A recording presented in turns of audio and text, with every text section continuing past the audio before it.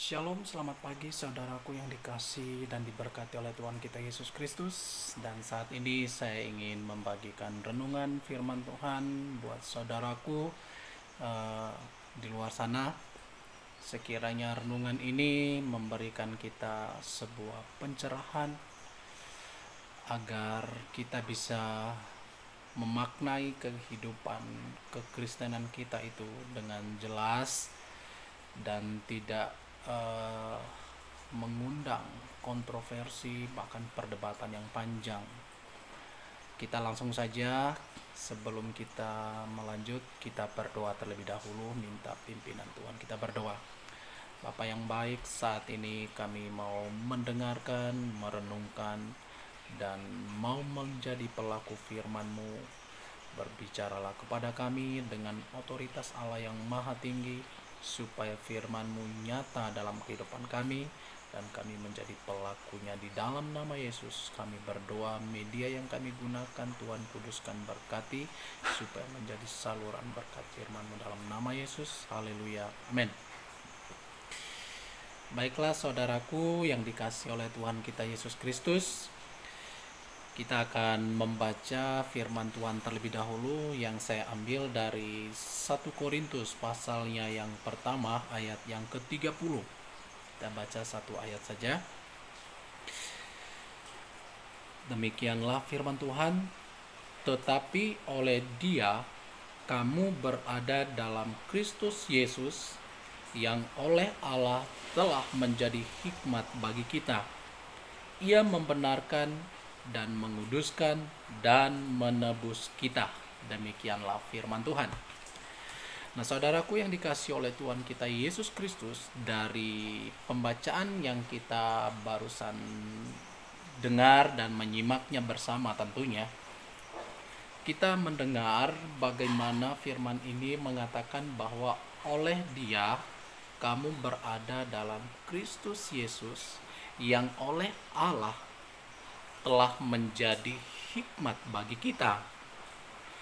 Ia membenarkan dan menguduskan dan menebus kita. Oke, baik Bapak Ibu, saya percaya perhatian kita itu sangat serius untuk menyimak kebenaran ini. Oleh sebab itu saya akan mencoba mengulas firman Tuhan ini secara perlahan, sehingga kita sama-sama boleh menemukan mutiara atau kebenaran yang sejati. Nah, Bapak Ibu yang dikasih oleh Tuhan, saudaraku, kebenaran ini Paulus mencoba untuk mengundang perhatian umat yang ada di Korintus untuk mereka memiliki konsep yang benar di dalam hikmat, untuk mereka memiliki pemahaman yang jelas tentang hikmat dalam hal ini, yaitu hikmat di dalam kekristenan atau di dalam Tuhan atau hikmat Allah. Nah, kalau kita perhatikan baik tadi pembacaan kita, saudaraku, Paulus mengatakan bahwa oleh Dia kamu ada di dalam Kristus Yesus, yang oleh Allah telah menjadi hikmat bagi kita. Nah, sampai di sini Paulus mencoba untuk menerangkan tentang hikmat dalam pandangan Allah, hikmat dalam pandangan Tuhan. Dan dalam pandangan Tuhan, kalau kita simpulkan sampai kepada yang sudah saya baca, bahwa hikmat itu adalah ada di dalam Kristus. Dan hikmat itu hanya dilakukan oleh Allah sendiri. Oke, hikmat itu adalah ada di dalam Kristus, yaitu kita berada dalam Kristus. Dan hikmat itu hanya dilakukan oleh Allah sendiri. Kemudian dikatakan Ia membenarkan, menguduskan, dan menebus kita. Dan hikmat itu adalah hikmat yang membenarkan, bukan membenarkan kesalahan tentunya. Dan hikmat itu adalah menguduskan, dan hikmat itu menebus. Nah, saudaraku yang dikasih oleh Tuhan, ini sesuatu yang tentunya sangat luar biasa, amazing grace. Inilah anugerah atau kasih karunia Allah, bahwa Dia menyelamatkan kita. Saudaraku yang dikasih oleh Tuhan, sebagaimana kita ketahui, tanpa hikmat maka kerajinan pun itu sia-sia, kata Amsal. Tanpa hikmat dan pengetahuan, maka segala sesuatu yang kita kerjakan itu sia-sia. Nah, hari ini saya ingin memfokuskan kita kepada kebenaran yang barusan kita baca, bagaimana Paulus menerangkan hikmat itu sesungguhnya apa. Saudaraku, tentu ini sangat menarik. Menarik sekali. Kalau Amsal katakan bahwa berbahagialah orang yang memperoleh hikmat, karena ia melebihi daripada permata. Bahkan apa yang kau inginkan tidak dapat menyamainya. Wow, betapa dahsyatnya hikmat itu, saudaraku. Betapa dahsyat dan hebatnya hikmat. Nah, tentunya hikmat yang dikatakan oleh Salomo di dalam Amsal pasal 3 ayat 13 sampai ayat 16 ini, itu bukanlah hikmat yang dangkal, yang menimbulkan perdebatan atau kontroversi. Tetapi hikmat itu adalah hikmat sebagaimana yang Paulus katakan di sini, membenarkan, menguduskan, dan menebus kita. Bapak Ibu yang dikasihi oleh Tuhan, saya kembali kepada refleksi keadaan kita saat ini, yaitu sebut saja yaitu malapetaka atau musibah yang sedang menimpa dunia. Hikmat yang dikatakan pada umumnya saat ini adalah hikmat untuk luput dari musibah, malapetaka, hikmat agar tetap hidup tanpa kena wabah penyakit, yaitu COVID-19. Nah, Bapak Ibu, kalau kita menyelidiki, tentunya apa yang saya katakan ini saudaraku mengerti dengan berbagai respon berkaitan dengan keadaan kita di tahun 2020 ini. Tentunya saudaraku mengerti apa yang saya maksud, yaitu perdebatan, yaitu membicarakan tentang hikmat untuk mengambil sikap menghadapi situasi yang sedang terjadi. Dan bahkan hikmat yang dibangun ini juga berdasarkan firman. Salah satu ayat yang dipergunakan adalah orang yang bebal melihat malapetaka dan dia jalan terus sehingga ia mendapat celaka. Tetapi orang berhikmat dia bersembunyi sehingga dia selamat. Nah, saudaraku yang dikasihi oleh Tuhan, seandainya ayat ini kita pergunakan untuk membenarkan kita punya iman, kita punya keputusan, kita punya sikap, saya pikir itu bukanlah pilihan yang tepat atau sikap yang tepat. Nah, sekali lagi tentu yang saya katakan ini saudaraku mengerti. Kenapa saya katakan itu bukan pilihan yang tepat? Karena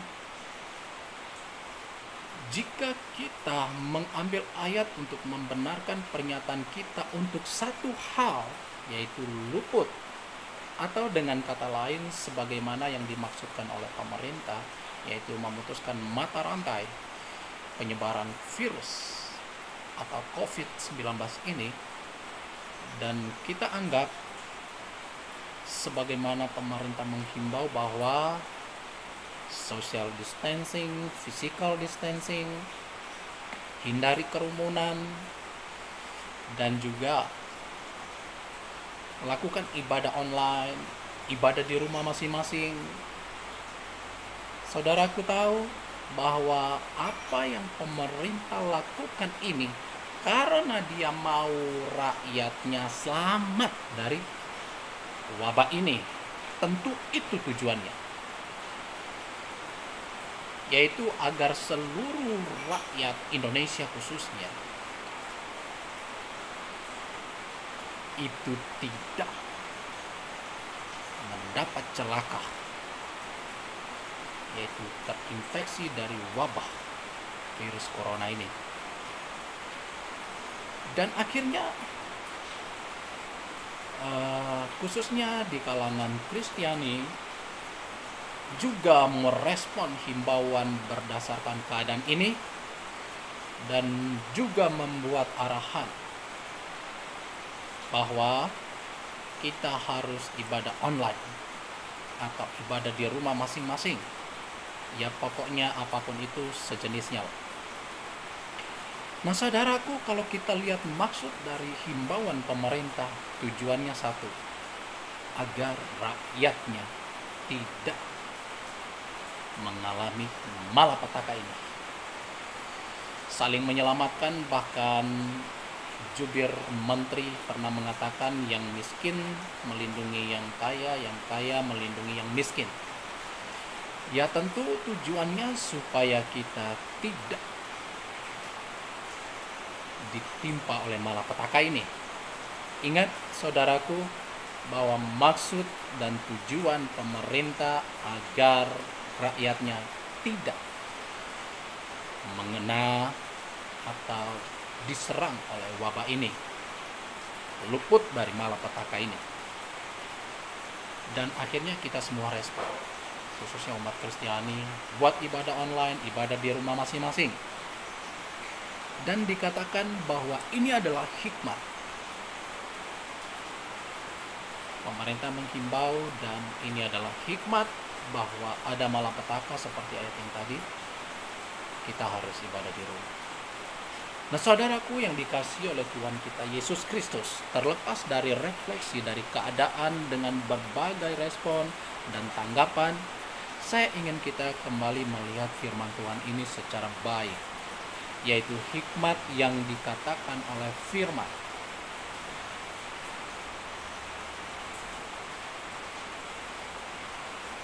Dikatakan bahwa hikmat itu tujuannya atau maksudnya, yang pertama Paulus katakan untuk membenarkan.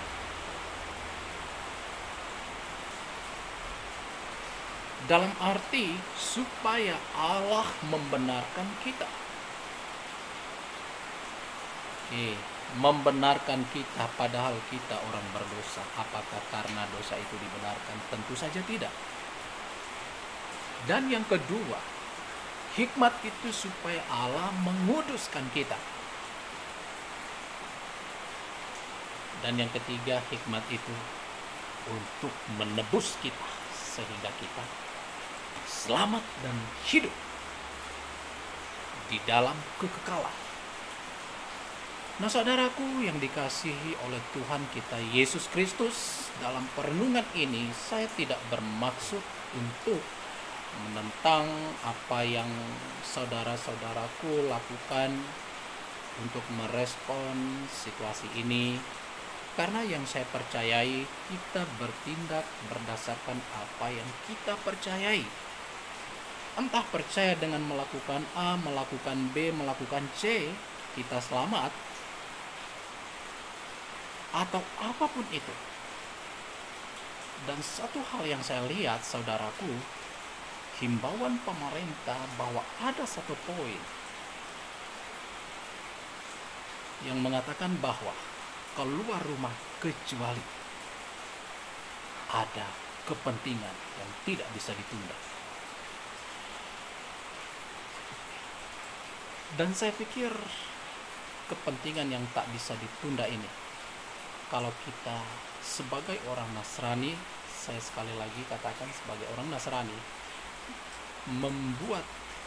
mengisi kepentingan ini adalah beribadah kepada Tuhan sebagaimana dilakukan selayaknya.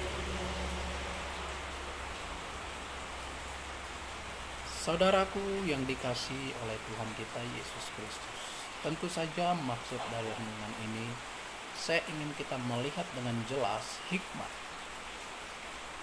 supaya kita memiliki hikmat yang utuh, bukan hikmat yang setengah-setengah. Tentunya hikmat manusia dan hikmat Allah itu berbeda. Makanya memiliki hikmat Allah, sebagaimana kita memilih mengikut Allah, bukan mengikuti dunia ini. Mendengarkan Allah, bukan mendengarkan dunia ini. Sebab hikmat Allah ada di atas segalanya. Bahkan perintah Allah ada di atas perintah manapun. Bahkan perintah Allah tidak menentang hukum apapun. Saudaraku yang dikasihi, diberkati oleh Tuhan kita Yesus Kristus, dalam kita menjalani ibadah Paskah ini, saya ingin kembali kita merefleksi keadaan kita, dan kita back to the Bible teaching. Karena saya percaya sekali, kebenaran yang mutlak hanyalah firman. Kebenaran yang mutlak dan satu-satunya kebenaran hanyalah firman. Hikmat manusia itu banyak. Banyak, yang satu A dan itu baik, yang satu B dan itu pun baik. Yang C pun bilang begini dan itu juga baik. Tetapi tahu nggak saudaraku, oleh sebab hikmat manusia, manusia itu sendiri pusing dan bingung. Oleh sebab hikmat manusia yang dikemukakan, akhirnya manusia itu sendiri tidak tahu harus mau mengambil apa, melakukan apa. Itulah sebabnya di pagi hari ini saya ingin menyampaikan hal ini kepada kita semua, supaya kita betul-betul tidak diguncangkan oleh apapun, siapapun, keadaan apapun, bahkan oleh corona yang sedang terjadi. Jadi hikmat dalam konteks firman Tuhan yang ditulis oleh Paulus ini, yaitu ada dalam Kristus. Kristus ada dalam hidupmu. Dan kalau Kristus ada di dalam hidupmu, dan engkau ada di dalam Kristus, tentunya kehadiratmu tidak mengundang perdebatan,